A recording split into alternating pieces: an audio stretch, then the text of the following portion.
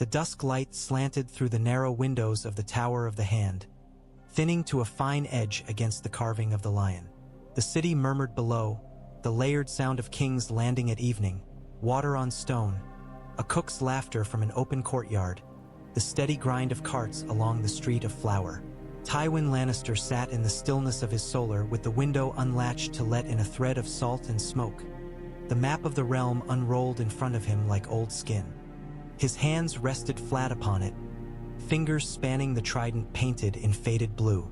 A soft knock, and then the door eased open without invitation. Varys entered with the kind of tread that did not stir the dust in a shaft of light. "My Lord Hand," he murmured, and paused with his head inclined as if cooling a candle, studying the shadows that stacked in Tywin's room. "You said urgent, not important," Tywin replied without looking up. The word choice had caught him. Urgent matters are usually snares baited with importance. Some snares catch lions.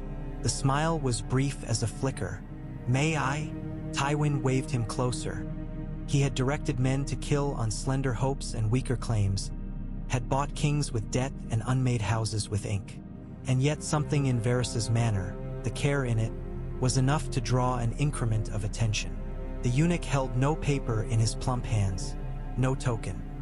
He set instead upon Tywin's table a small wooden box with no ornament, the wood darkened by oil. "What is it?" Tywin asked. His voice could have chipped the box in half. "Pieces, my lord, a story that has taken years to fit together. Some pieces, alas, I do not yet have." Varys lifted the lid and withdrew a folded vellum, tied twice with blue silk thread. The thread was stained along one side as if it had drunk a little of the sea. A record of a marriage, and another record of a birth. Names, you know, perhaps a name you do not. Tywin said nothing, and that silence had sent braver courtiers scrabbling backwards.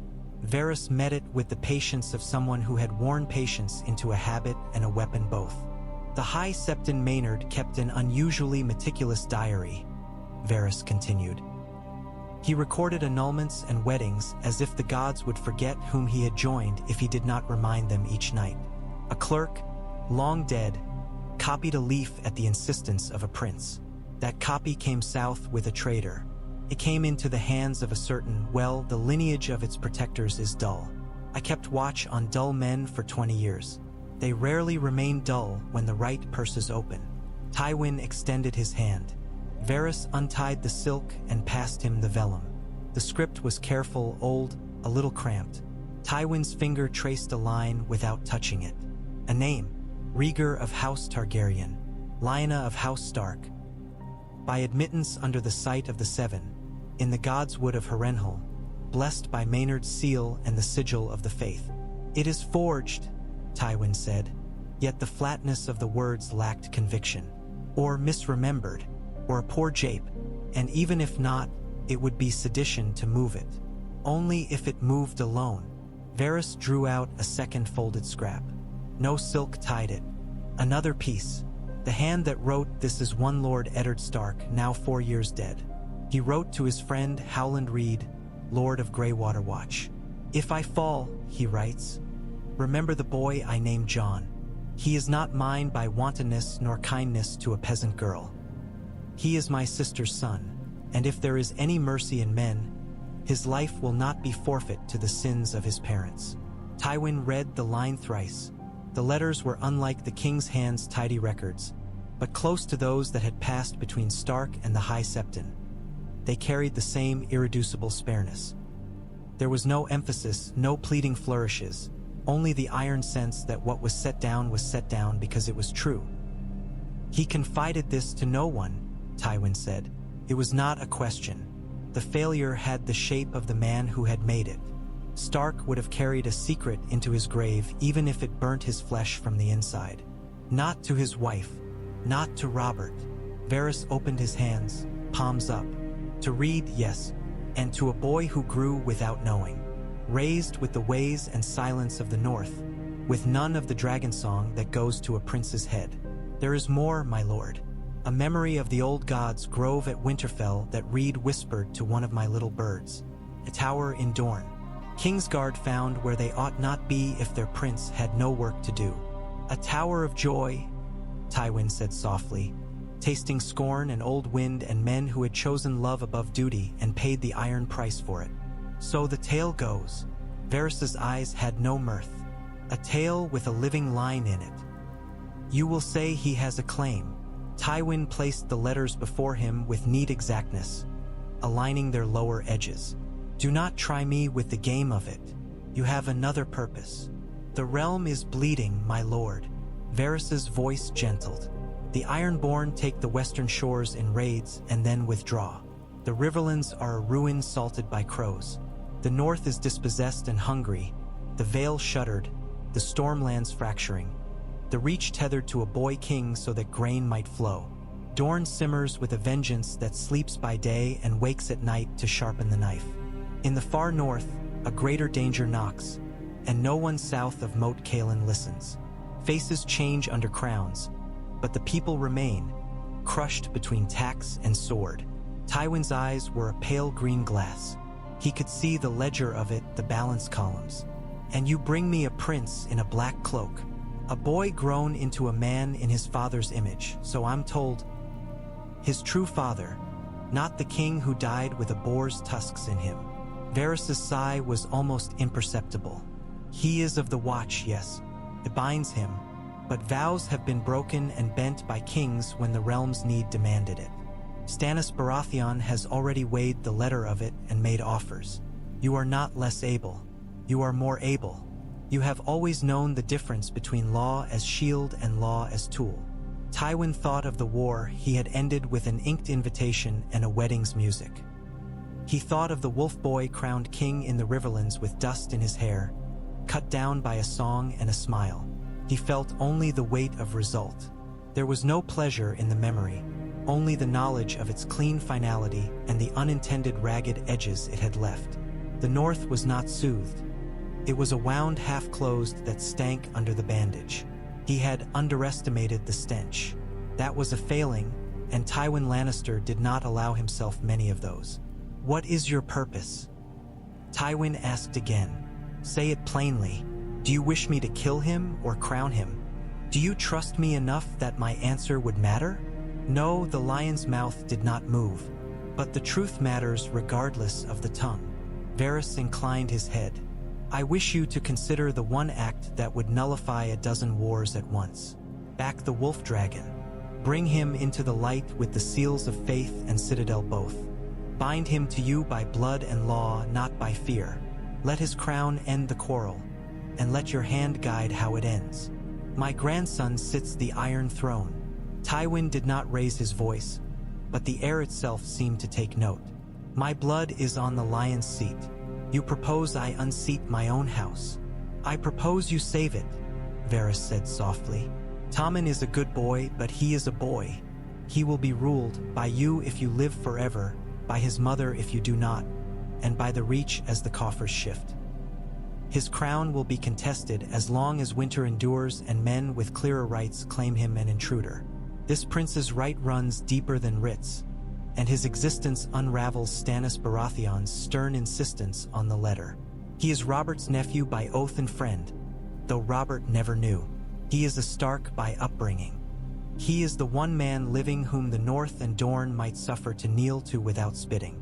And he is a man the Night's Watch would follow even if they cursed his leaving. Tywin did not let the quiet stretch long enough to be an answer. He gathered the vellum again and tied the silk in a precise knot Varys could not have bettered had he used silver tools. He closed the box. His eyes drifted to the window. Beyond it the city lay like a coiled ship's rope, pale with dust and thick with uses. He had spent a lifetime taming it. Leave the box, he said at last. Send for Pycelle, and send for my brother. When Varys had gone, Tywin stood and walked to the window. The bells of Baelor's September told the hour. Men misheard bells. They called the one that saved their lives the one that took them. He knew better. Bells were bells. It was men who made them grief or grace. Across the city, Cersei paced like a flame turned low. She did not knock before she entered. She never had. You summoned me? She said. ignoring the red of irritation riding high in her cheeks. Tywin did not turn from the window. "You came to complain of the Tyrells. You will do that later. The Tyrells are weeds in a lion's garden," she said, stepping nearer. Marjorie smiles for the child with knives in her dimples. Loras thinks himself invincible. "The Tyrells are bread," Tywin said. "Bread baked to keep the city from devouring itself while we settle matters. You do not love bread. I do not care. Sit." She did not sit. "Has it come to this, father? They think, with their green roses, that they can climb onto the lion's back. I will not be ridden." "You have been ridden by your temper almost your entire life," Tywin said, very calm. "You will not be ridden by it now." He turned then, and she flinched slightly, because there was nothing in his face for her to push. "Listen to me. The realm requires something unprecedented. You will help me accomplish it by doing precisely as I say, without question or impulse. If you will not, you will be taken from court and from the king today. You will go to Casterly Rock and remain there, guarded by men loyal to me until spring." Her mouth stopped. He had sent his own father's mistress naked through the streets to the rock once. She had told him she could never be humbled. He had proved her wrong before his first whisker sprouted. Cersei knew the stories. Her rage bucked and then came quietly to hand, tight-lipped, eyes bright. "What is this unprecedented thing?" "We are going to restore a Targaryen to the Iron Throne," Tywin said, and the candlelight seemed to tilt. She laughed. It sounded like glass pouring out of a bag. "You're mad." "No, this is Varys's whispering." "Which one? The pale girl across the sea who feeds her dragons on meat and fantasy? The mummer's son in the free cities the spider dangles? Which traitor will you prefer?" "Neither," said Tywin. "The one close to hand. The one with snow in his name." Cersei stopped laughing. She stepped forward until her perfume pushed the sea salt back. "You will not insult me with this. I will not humor you with carefulness. Hear me. Rhaegar wed Lyanna Stark by the blessing of the faith. A son was born and hid. He is grown in black. He has fought wildlings and wild snows, and the men around him follow him if they like him or not. He will be king. Over my son's corpse?" she whispered. "Your grandson, my son. Your name, my flesh. Cast aside for a northern bastard? You call it unprecedented. I call it treason." Tywin let her anger break and spill at his feet. "Your boy will live," he said quietly. "He will have Casterly Rock and all the West when he is of age. Your daughter will be a queen all the wiser for what she has learned in Dorne. Your house will be secure in wealth and influence when winter ends, instead of fighting a dozen losing wars of pride. And if you cannot see that as the safest course, you will not be trusted to choose courses anymore." "How do you do this?" she spat. "How do you pluck the heart from me and call it law?" "By never confusing the feeling for the fact," Tywin said. He stepped past her, and the smell of her hair pulled at a memory of Joanna that he had walled away when he was a hard, clever boy, and then bricked over 100 times. He did not look back. "Send Ser Meryn. You are not to leave the keep today. I will see you after I speak with Pycelle." He found Pycelle tottering under the weight of a keyring and half his own hair. The Grand Maester's hands shook as he unfolded the letters, but the eyes that moved over them were not blind. "Maynard's hand," he said softly. He wrote like a man swatting gnats, always brisk. "Where did you find this?" At once he flushed. "Forgive me, my lord. I know. Varys finds all things." "Not all. Tywin Saturday, will the Citadel confirm such a record if urged? Or will they squeal like whipped mice and hide behind their shelves?" Pycelle swallowed. "My lord, the Citadel is careful. It prefers to comment on the past, and only when the past is not flailing like a hooked fish. There is another way. The faith. The High Septon is a good man. Anxious. He likes certainty. If we bring him witnesses, honorable witnesses, he will bless what the realm needs blessed." "Honorable witnesses," Tywin repeated. It was not irony. It was a list forming, and lists comforted him. "Lord Howland Reed. He is not a man who courts courts. He glanced at Varys, who had ghosted back in as if summoned by thought. Can he be persuaded to travel? He can be found, Varys said. Persuasion may be more delicate. He swore to a dead friend, but he swore to the living realm first. Send Kevin, Tywin said. He is not a man to overplay a hand or underplay his own name. He will go with a small escort and the right letters. And, my lord, Varys ventured. Tywin did not sigh. He did not rub his eyes. He simply spoke because it was time. Send to Dorne. I will give Prince Doran what he should have had years ago, the mountain's head. Qyburn swears there is no saving him. Then let him die where he should have died. And tell Doran Martell, the man who marries his ward Myrcella will be a king who honors Lyanna's son and Elaya's memory both. Varys's eyebrows flickered up before they settled. You will make a friend of Dorne. I will make a calculation that does not leave me murdered by Dornish knives, Tywin said. I prefer friends, but I settle for silence. He wrote 3 letters that night. To his brother, come at once. To Qyburn, prepare Ser Gregor for a journey south, lodged in chains. And to Kevin, go to the neck and tell Reed that oaths to the living die if the dead needed something more. Tywin did not write poetry. He wrote instructions that even an enemy might carry out if it meant surviving their own plan. When the candles finally burned down to soft pillars, Tywin stood and stretched his fingers. A sound rose from the street. Laughter, a burst of it, harsh and sudden. He had learned long ago that men laughed when they did not know what else to do. Far to the north, a wind thin with old ice slid over the wall and shook the black flags along its crests. Jon Snow stood upon the eastern parapet where the stones were slick with rime and watched the line of fires that marked the wildling camps. He did not shiver. The cold went through him without complaint now. Once it had been a cruel thing. Now it was old bone that ached and reminded him he was alive. Maester Aemon's raven had brought 3 messages in the last 2 days. Fast as the bird could fly, and with a pattern Jon had learned to read even if the words had little to do with the feeling. Urgency without panic. The first was from Eastwatch, reporting that Mance's host had grown thicker and more nested. 10 small camps strung like beads instead of a single knot you could strike at once.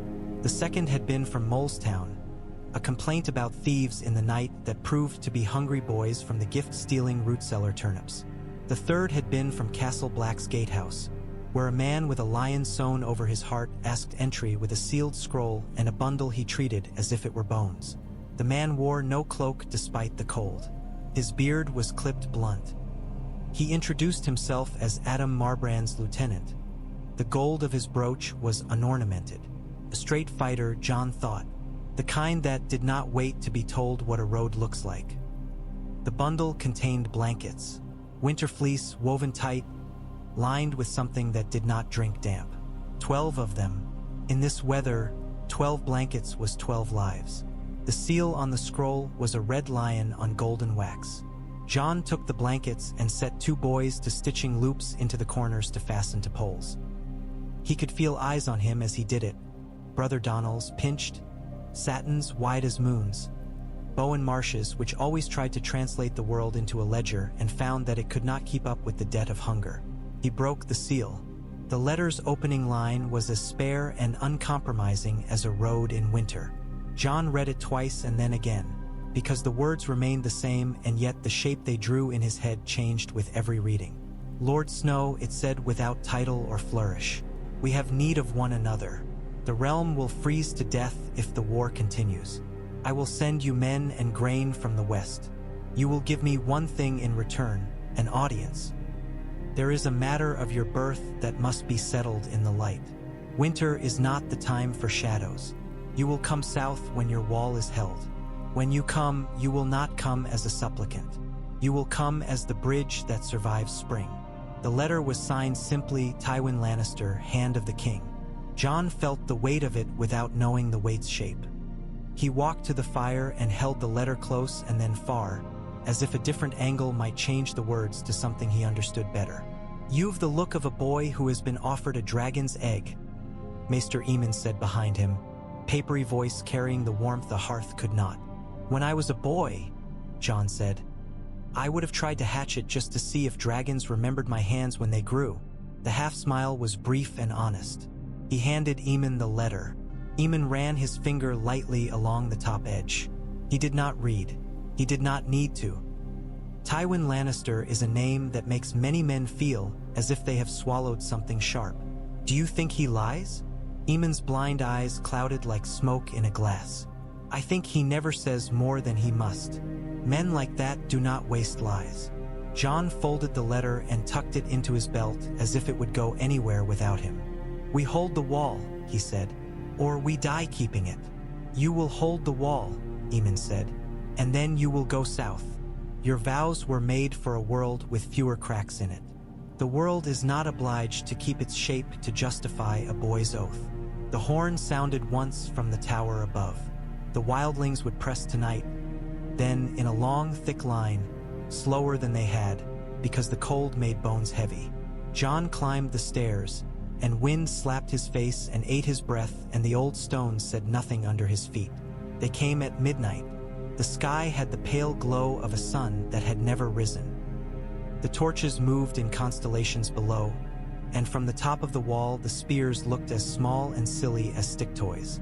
Jon remembered Ygritte's laughter, how it had rung down tunnels that belonged to ice and not to men, and the memory did not soften him or harden him, simply was. He shouted to men who had names and to men whose names he had not yet learned, and to boys whose voices wheezed when they tried to be men. Arrows hissed, stones fell, oil crackled in sheets and set flames to the ladders. His SW. Ord was in his hand, though there was no need of it atop the wall, only the need of a command. He felt every breath the wind took, every pause in the roar. Hours were measured by the small things. Someone's glove freezing to a rail, the exact sound of a rope fraying, the soldier who wept without sobbing. Before dawn, the Lannisters' winter fleece blankets lay over the wounded like a benediction. Men who would have died did not. Jon turned the lion's favor over in his head, weighing it as he would a stone he meant to throw, finding its balance, the angle of his fingers around it. When dawn crawled white and weak across the east, the wildlings staggered back. Silence spilled. Jon stood as if he were made of the same frost the wall was, and then he moved and the thaw began at last. Down in the yard, men were scouring the frost from their beards with mitts dipped in warmed water. Felt like stealing. Life did, sometimes. Adam Marbrand himself arrived with a second convoy 2 days later, leading a file of carts under a flag that bore the lion's zone without flourish. Ser Dennis Mallister received him with the stiff courtesy of a man who knows exactly where he stands and does not care if the ground melts under him. Adam bowed to the yard, as if it were a lord, and smiled with half his face. "My Lord Snow," he greeted Jon with respect that wasn't a feint. "The hand sends regards and those men he promised. He also sends a ship to Eastwatch with grain. And this," he added, gesturing to the carpenter's crates covered with oiled cloth. Crossbow windlasses and copper fittings gleamed when the cloth was pulled away, cunning gear for scorpions that could be bolted to the wall. "Designed in Lannisport for our harbor wall. We find we like walls better when we're behind them." "You'll get no argument here," Jon said, and felt the strangest thing, an easing. He did not have to like the lion that brought the meat to know that men would eat it and sleep warmer and hold their posts. He had learned from the weirwoods that a man could be bound to a thing and to its opposite and still be one man, neither splintered nor false. He wrote his reply in winter-stiff hand. He kept it simple. "The wall holds. Your men help. Send more. We will need more because the winter does. If I can come south without leaving graves in my footprints, I will." He did not speak of birth. He did not speak of thrones. He did not tell them that for the first time in months, he had dreamed of Lyanna's statue in the Winterfell crypts without waking with frost in his mouth. In his dream she had looked at him and smiled the smallest smile and did not speak any name, wolf or dragon. She simply looked long and well, like a sister who knows what a boy is made of because she saw the woodpile he lifted in the rain and the way he did not cry when the splinter went in and broke. Tywin's reply came as spring might have in a better world. After a longer wait than a boy could bear, after preparations without fanfare. It came with Kevin, who rode up in a brown cloak dusted pale as bread flour and went first to pay respects to the wall and then to Jon. "Lord Snow," Kevin said. He was a large man who seemed smaller than his mail, because he had no need to fill it with his pride. "I am a messenger dressed as a lord. Forgive me." "You are the hand's brother," Jon said. "The wall would be a poor host if it could not spare a bench for a messenger." They spoke by Eamon's brazier. Kevin had brought a small painted coffin with him, no bigger than a child's head. He set it on Eamon's table with care. "I am to bring this to a prince in Dorne," he said. "It is heavy with the conclusion of old sins. My brother asks for justice where he did not ask for it before. That should count for something." Jon did not understand and did not ask. He understood other things. He understood that Kevin did not look at him as if he were a boy with ideas bigger than his sword. He understood that men were moving far south because Tywin Lannister had drawn a new line on his map. "If the wall holds through the next fortnight," Kevin said, "will you ride with me to Moat Cailin? Reed will meet us there.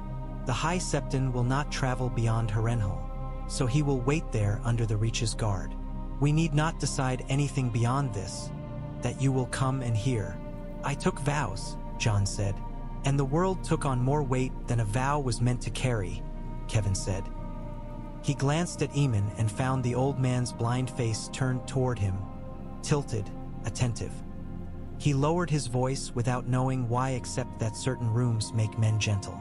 "My brother would rather cut his hand than break a thing that holds the realm together. He believes this will not break it. He believes this will keep it from breaking further." Jon leaned forward, elbows on knees, fingers laced so hard the knuckles whitened and then flushed as the blood returned. Ygritte's face came to him again, and Robb's, and Ned's as he had lain stone stiff, and that made something in Jon change. He was no good at not changing. "I'll come," he said at last.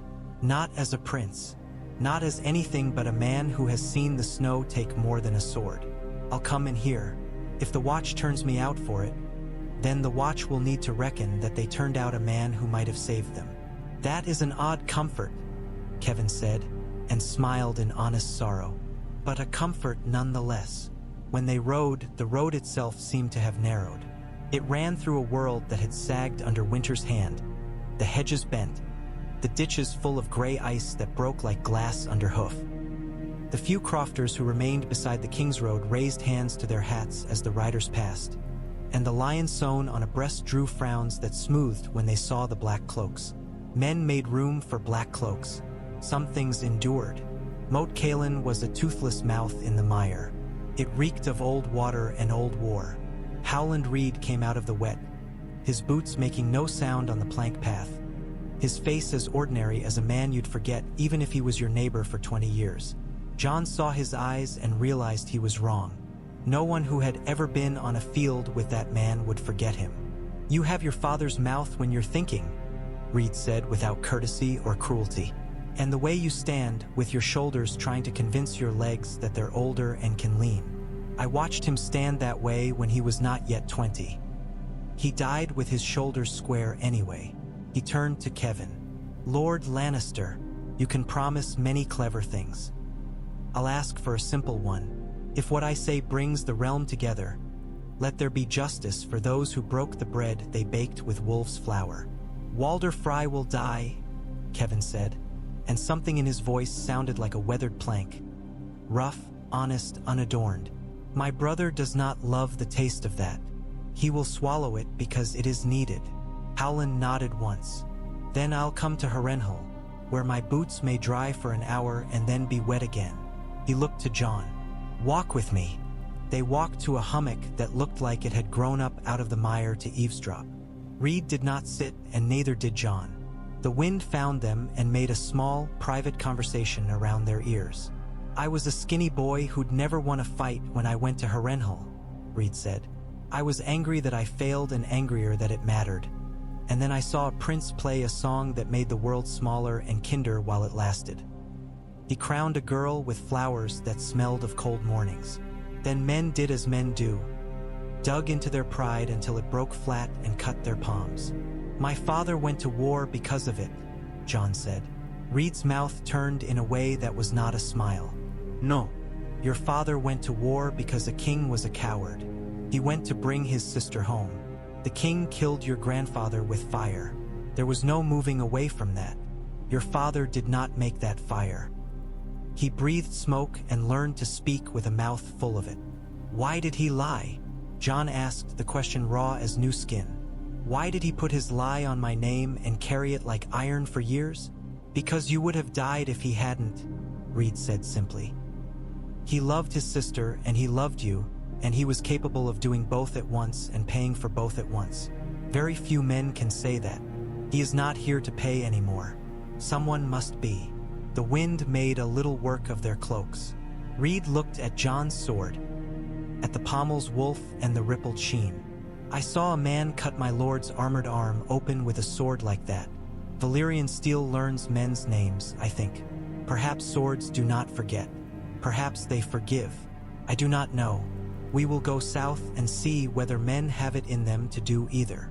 Harrenhal had always felt older than the world around it. When they arrived, the towers loomed like broken teeth against a sky that could not decide whether to be winter or a thin, sour spring. The great hall smelled of damp limestone and efforts, the kind of smell that collected when men tried to be grand in ruined places. The banners were newer than the stones.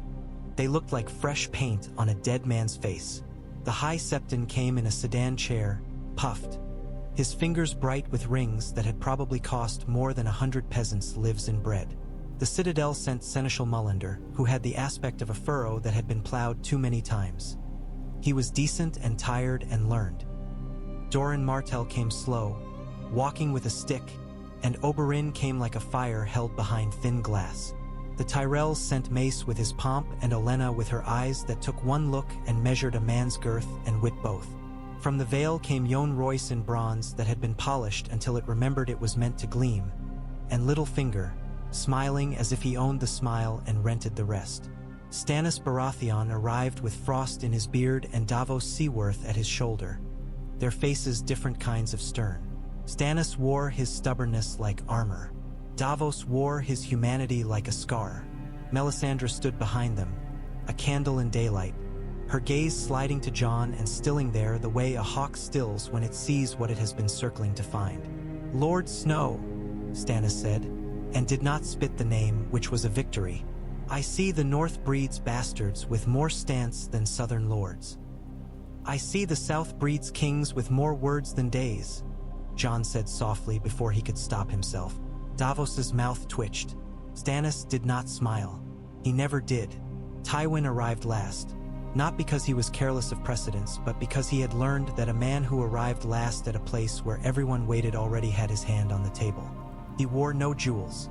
His cloak's fur was workable, not ostentatious. He did not gaze about the hall as lesser lords did to drink the feel of it. He had seen too many rooms that mattered to be moved by stones.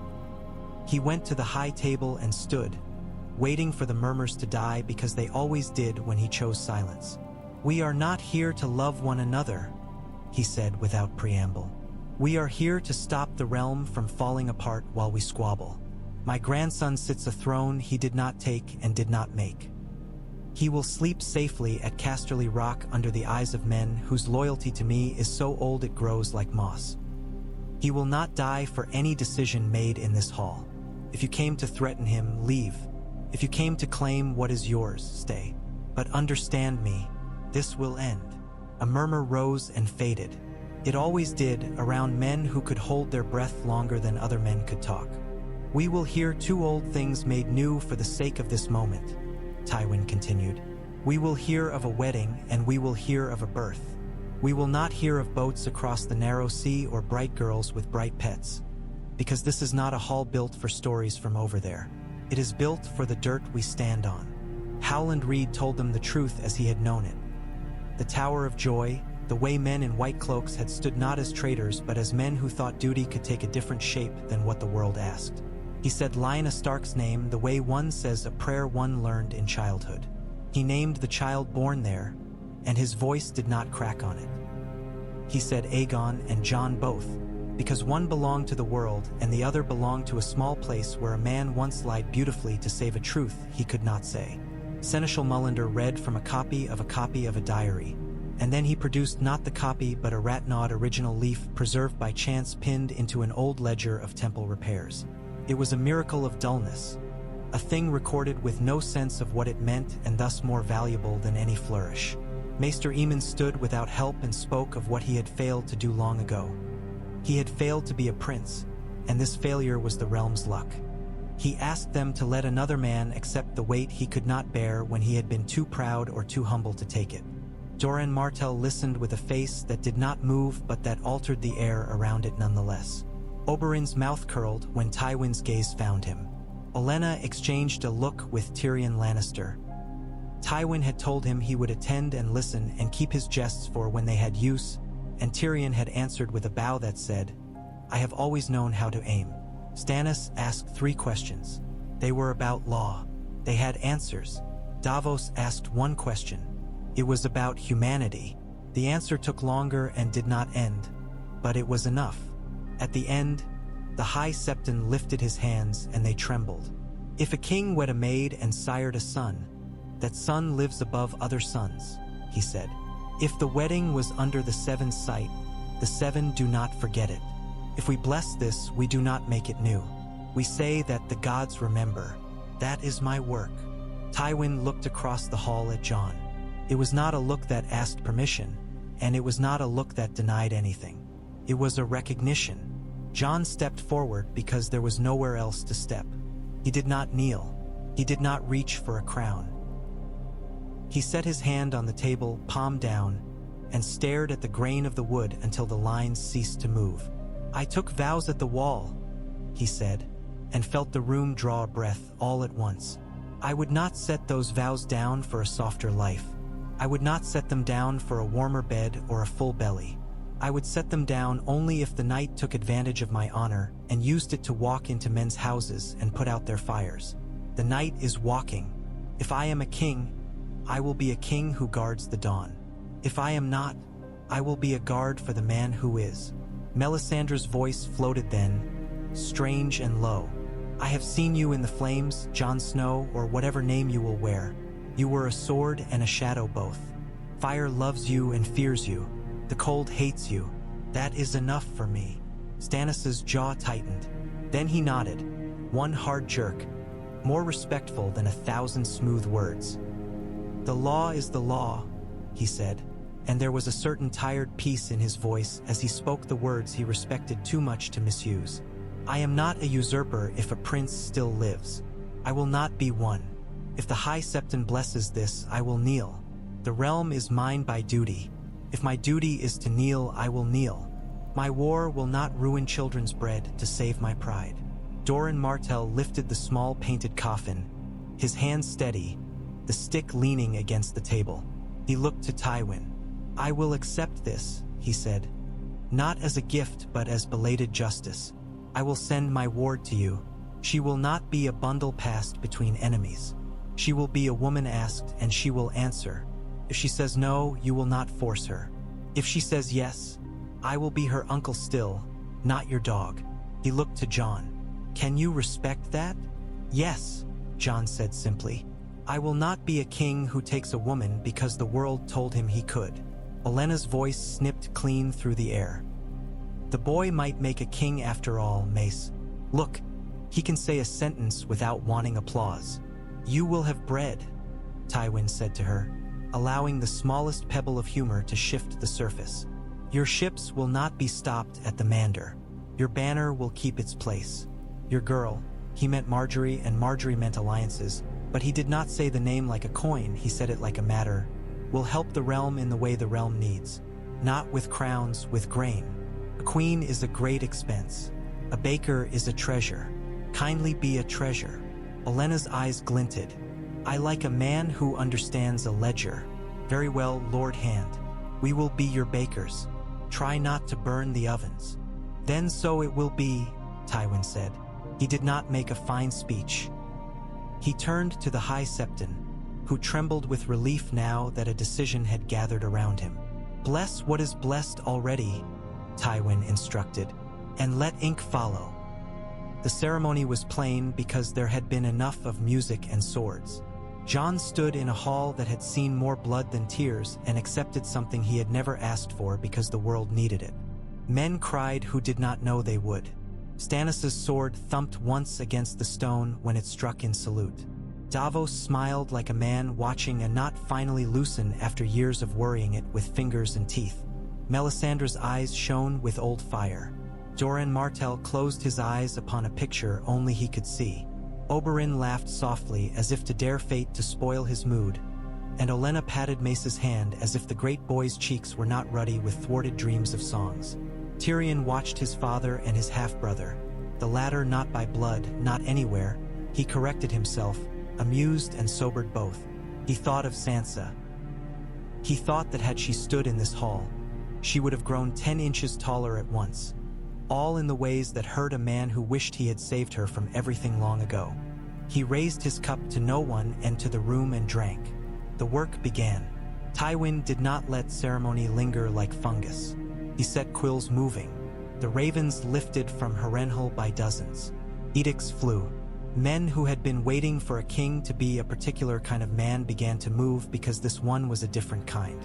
The Night's Watch received sacks of grain that did not smell of rats and barrels of lamp oil that burned clean and steady.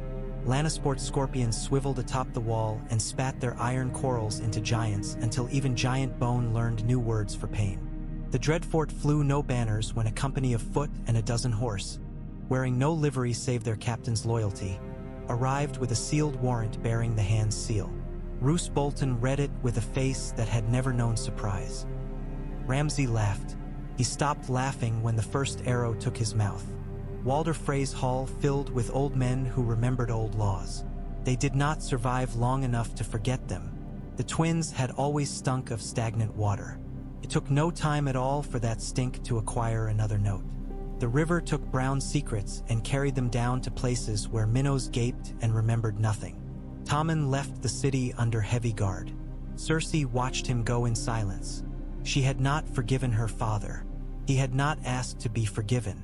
She walked through the gardens that ringed the keep, stopping to touch petals and then the thorns beneath, as if taking inventory that would serve her later. She said nothing to Tyrion when he crossed her path except to ask him, without rancor or mercy, "Will you be witty when the wind blows snow into your wine?" "I will be witty when the wind blows snow into my bones," Tyrion said. "Wine will be akin. Nest by then. Save me some grapes." Her mouth tilted. "You were not made for winter." "Mother said the same," Tyrion replied gently. "She was right about so few things. I treasure the ones she had." Sansa returned to the city under the royal guard's night-black cloaks. Eyes steady, mouth a line that was not shy. She was not paraded. Tywin would not bandy her like cloth. She came into Jon's chamber while he stood with his new cloak in his hands, the white of it ridiculous against the old scars on his fingers. "Brother," she said, the word catching and flying despite everything that had broken and bent between it and them. He turned, and for a moment the room fell away and the crowns and the walls and the wars paused to let a small, bright thing stand where they had stood 1,000 times, by the heart tree in the Winterfell godswood, passing a plum between them and licking the juice from their thumbs like heathens. "Sansa," he said, and then they did not speak for a time because there was a better speech in the shape of a man's shoulder under another's hands and the smell of a sister's hair that held the smoke of old torches and the ghost of cold. "I am to be asked," she said finally, stepping back. "They will ask whether I will support you, as if I ever would not, as if there is a world where that makes sense. They will dress it as politics. I will say the word and watch them decide it was ideology all along." "I did not ask for this," he said. "I know," she smiled, and there was steel in it. "That's why you should have it." Myrcella came from Dorne with hellebore blossoms woven into her hair and a kind of steadiness Tywin did not expect of 10 and 4. She had learned to listen where men thought she would simper. Jon met her in a small garden where the sun had found a corner to warm. She curtsied, more nod than bend. "Your Grace," she said without nerves. "My uncle tells me I am to be asked as well. I think I will answer you better if I know you first. The gods can watch us walk, They have 1,000 eyes. They need not watch us talk." Jon looked over her head at the lemon tree that had gone to branches but not yet leaves. "Then we'll walk," he said. They walked in loops and spoke of small things. Myrcella's soft laugh came for the story of a wolf pup stealing a boot and sleeping in it. Jon's smile came for the story of the sand silk that caught on a thorn and refused to tear because it had been woven for princesses and had not yet met Dorne. She looked at him squarely when the talk needed to touch on what wasn't small. "I don't want to be used as rope," she said, and did not apologize for it. "I do not want to be used as a stone," he said, and did not try to feel wiser than his answer. "But I will be both if the wall stands because of it. I can stand like a wall if the right person stands next to me." She tilted her head. "I can also crack stones when they deserve it." He laughed then, and it sounded like a spring he had not believed in. "I think we will do," he said. Tywin watched them from a window where he could not be seen and let the shadow of a smile scrape past his mouth like sand. He had spent a life selecting horses for their feet and men for their jaws. He had always mistrusted softness. It ruined men. And yet he had the strangest feeling then, the thought that a certain kind of softness was strength, that a wall made of snow packed right could hold better than a stone laid badly. He filed the thought away where he kept rarities. He did not live forever. He was not a man given to confession, and so he never told anyone that a night came when his hands shook for the first time after writing an order that would save 100 but cost 20, and the shaking did not stop even when he held them still. He did not tell them that when he died, it would not be in a privy with his son's crossbow bolt in his heart, nor with Shay's hair in his fingers. His end came as he would have chosen. Upright behind a table, the last line on an order finished, the last seal pressed clean. The maester said it was a stroke. Tyrion poured wine and sat with him a long time and told him 3 stories he had been saving to make his father almost smile. The mouth did not move. Tyrion cried anyway, quietly and without turning away, because he had loved his father the way a man loves the mountain that fell on his house, furious at it and hungry for its shape all the same. Jaime took command of the Golden Cloaks briefly, then gave it to a man who did not gamble. He rode north with a sword at his side, looking oddly content for a man who had lost more than most men could name. Brienne kept pace with him when he slowed and slowed when he sped, a question always between them that neither needed to answer. In Winterfell's steaming hot pools, steam rose to kiss the new stone, and men spoke of springs that ran in winter and kings who did not take salt from a man's last crust of bread. The others came finally, not as a story, and not as a single night to be remembered in songs years later, but as a season of pressure that turned men's bones into understanding. The king drew maps where wind cut ink into the paper and set Valyrian steel where it would matter. Dragonstone's black cliffs grew a new industry. Men dug dragon glass with gloved hands, and Davos swore at them until their curses turned to laughter and then to sharper work songs that beat time while the chips flew. At the Trident, Tyrion stood near the fords with a plan that turned water into ally. He did not feel clever as it worked.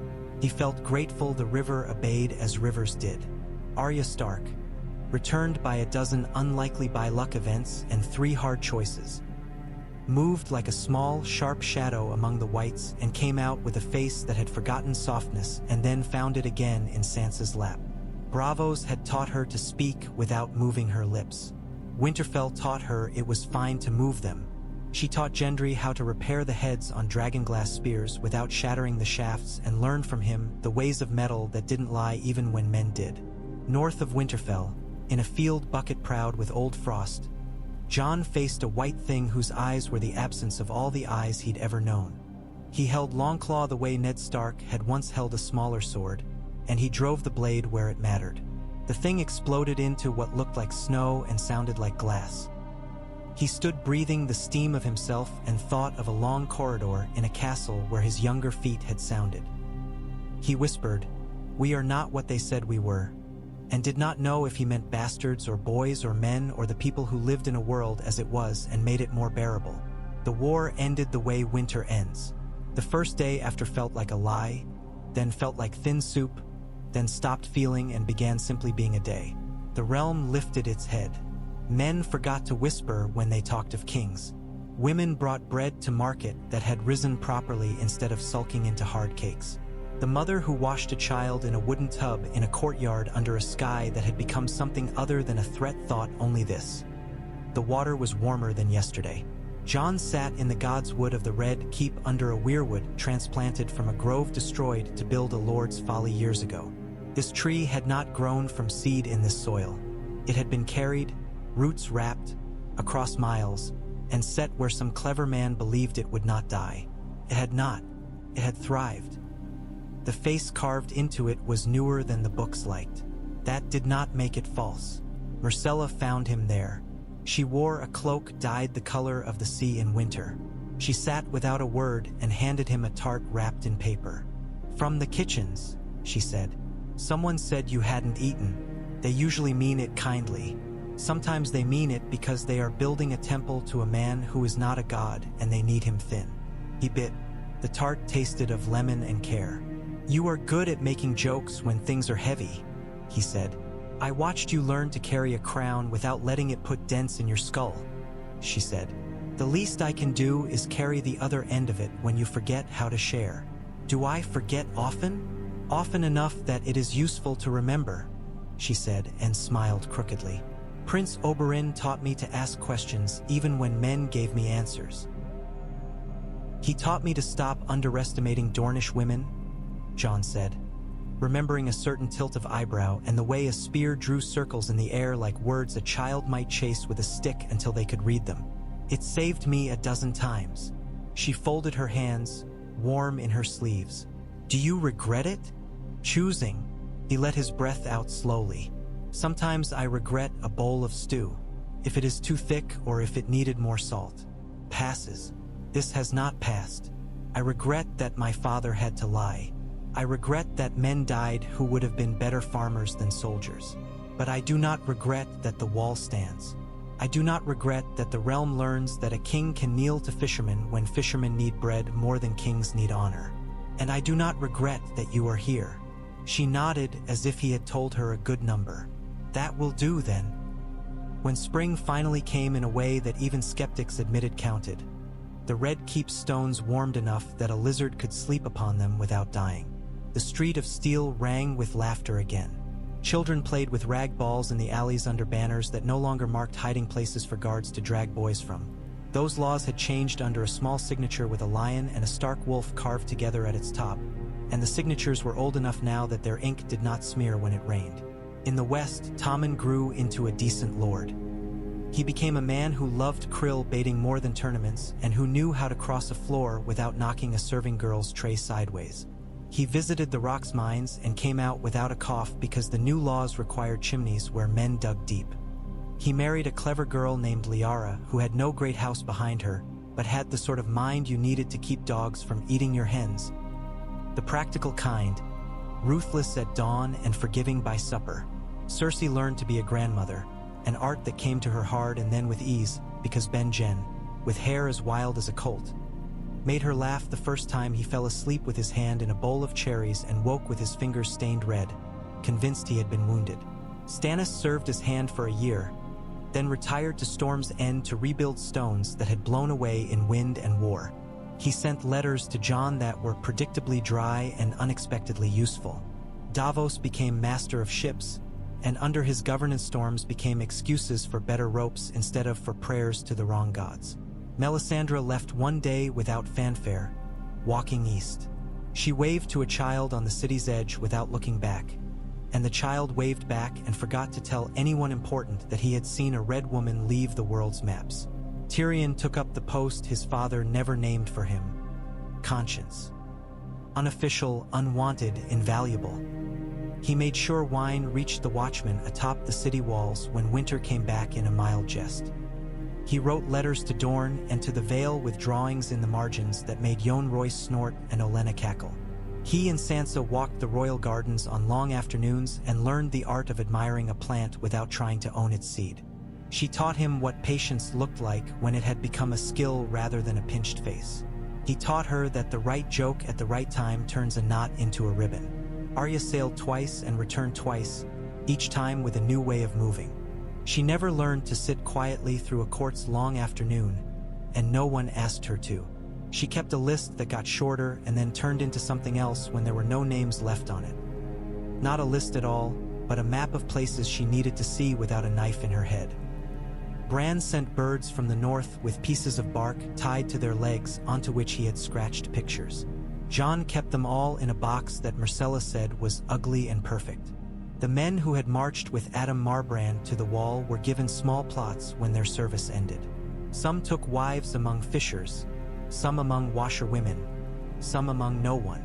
A few went back to stand on the wall again because it had not finished with them. The Night's Watch learned to be a place not of punishment but of a certain kind of pride. They stopped taking 12-year-old boys dragged by uncles and started turning those uncles away at the gate with a quiet, "He will come when he is a man, and we are ready to make him one." When Tywin's ashes were carried home, the men who bore them did not sing. They did not speak either. They set the urn down in a place of honor in the rock and stood looking at it until one of them said, "He was heavy," and the others laughed, because each felt the same. Jon rode north twice every year. He went without fanfare and without a great guard, and the wildlings who had bent their necks to the new world watched him with eyes that did not blink often and nodded. He stood again upon the parapets. He sat again with Aemon, and when Aemon finally slept and did not wake, Jon held him for a little while as if warmth made a debate with the cold that held any purpose at all. He sat with Ghost under the heart tree in Winterfell and rubbed the great white head until the scar along the wolf's jaw, earned when a white had tried to make a name out of wolf, softened. "My mother would have liked you," Sansa said to Myrcella once, and then laughed at herself. "We always say that, don't we? As if our mothers were judges whose verdicts would make us easier or harder. She would have liked you. She would have given you advice you would not have needed. My mother would have worried about me regardless," Myrcella said. "She would have told me to keep a knife in my boot and a story on my tongue. I have the story. I prefer not to stab my boot." They smiled, and in the shadow of their smiles lay 2 kingdoms worth of complicated men who had failed to keep their daughters from testing fences, and then had learned to share fences that worked. No statue was raised to Tywin in the city. He had ordered that it not be done. He had said, "Put statues of bakers where kings would put their own faces." And someone had laughed carefully and then realized he meant it. The statue in the square near the fish market was a woman with flour on her cheek, bending to lift a boy to see into the oven. The artist had carved them in a way that made them look like anyone. People left coins there on days when the loaves rose well. On days when the baking failed, someone always came and swept them away quietly so the baker who had failed would not be tempted to think it meant anything. When winter finally ended for good, it left behind a land that remembered it. The realm was not sweet. It was not soft. It had not become a story with a lace hem. It was a thing that had been menaced and had learned, finally, to gather its shoulders and stand. The king sat a throne that had broken other men and did not break him because he used it as a stool when he needed to climb higher to see. The queen wore a crown that had cut girls to the bone and did not cut her because she wore it like a tool, not a jewel. On a night when the air was warm enough to leave windows open, Jon woke to a dream of wolves running over snow that was not quite gone. He did not know if the wolves were his or belonged to some boy who had dreamt them once and then died and left them in the world for others to find. He did not need to know. He rose and walked to the window. He stood in the open wave of air and listened to the city sleep. He thought of a boy who had stood on a wall and chosen, and of a man who had sat at a table and chosen, and of a woman who had stood in a tower and chosen. He thought of a father who had lied to save a truth and a mother who had died to bear one. He spoke into the night, just loudly enough for the sleeping queen to stir and reach for him without waking. "We did not deserve this," he said. "We will try to be worthy." He stood listening, as if the gods might answer. It did not. It swayed a little in a wind that was kind. He laughed once, quietly, because sometimes a man had to laugh to keep grief from turning sour. He lay back down and folded himself into a shape that fit another shape. He fell asleep again, untroubled, because morning would come, and when morning came, there would be a line of men in the hall asking justice, and he would give it, not as a god but as a man who had learned that justice is only bread given at the right moment when hunger is a knife. The sun rose easy over Blackwater Bay, soft as if it had been taught manners. On the sea, a fishing boat checked its nets and found just enough. In a house off the Street of Silk, a girl woke and decided she would not sell herself that day, and then found there was bread for not doing so because a new rule had been written that she could read without asking anyone to pretend to read it to her. In Dorne, a prince watered his orange trees and thought of a sister he had loved and a realm he had forgiven in order to live inside it with something other than acid. In the West, a boy learned the names of rocks. The realm breathed. It had learned to do so without wheezing. That was an art. It would forget and remember it a dozen times more. That was the world. Jon understood that now and did not find it ugly. He went to his work. He had the patience of a wall and the memory of a wolf and the hands of a man who had held winter and not broken. He signed his name on a paper that released a thief from death because the loaf he had stolen had just come out of the oven and the smell alone could drive a man to anything. He listened to two lords argue about a hedge that had moved in the snow.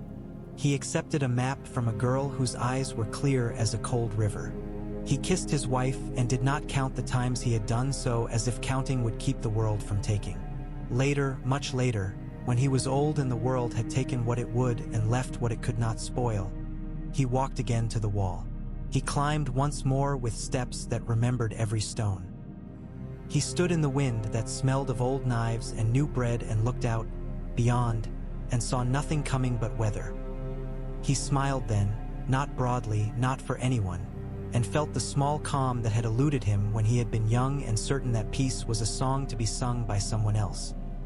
Peace, he had learned, was a thing to be planted and watered and guarded with a sword that did not long for blood. He did not say that aloud. He had learned also the art of keeping certain sentences inside where they stayed warm. He raised his hand, and the men at the gate below saw the motion and did what needed doing because they had learned the habit of doing it. A raven drifted along the top of the wall, then wheeled, then vanished. The world went on. He was in it. That was sufficient, and more than he had expected when he had been a boy with snow in his name and a life made of cold mornings and borrowed kindness. In the quiet that followed, far south where the lemon tree at the Red Keep had remembered finally how to leaf, Myrcella rolled over in a bed that belonged as much to her as it did to a king and smiled into sleep. Down the hall, a young scribe woke and made a mark in a book that would one day be called a history. He did not err in the names. He did not forget to note that it had all been nearly undone by pride and avid by a decision that had cut clean through a dozen knots and had cost many things and had given more. And somewhere beyond counting, the wind slid along the old stones of Harrenhal and made it sound like water, and there it was at last. A sound that might have been mistaken for a song if a man were tired and grateful and listening for forgiveness.